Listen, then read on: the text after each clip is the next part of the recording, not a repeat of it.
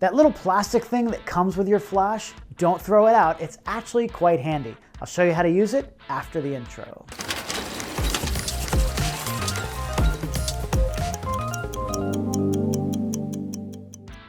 If you've bought an external flash for your camera, you've probably seen that little plastic piece that comes tucked away somewhere in the case.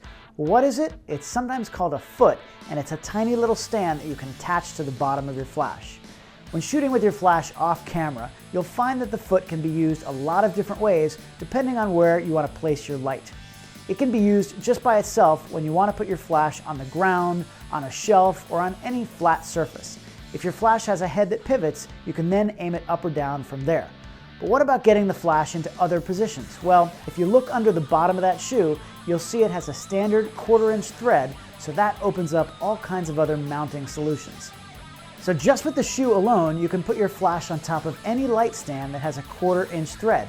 You can also pick up a relatively inexpensive umbrella swivel adapter. Some of them already come with a cold shoe, but if it doesn't, you can attach the foot and use that instead. That'll allow you to pivot the flash in any direction and attach a photo umbrella if you want to.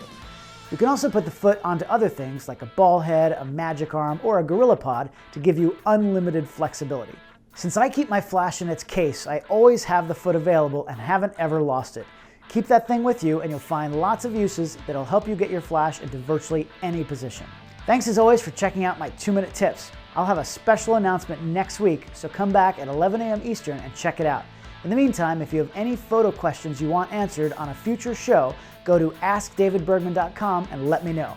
I hope you're already subscribed to Adorama's YouTube channel and are following me on social media @DavidBergman. See you back here next week.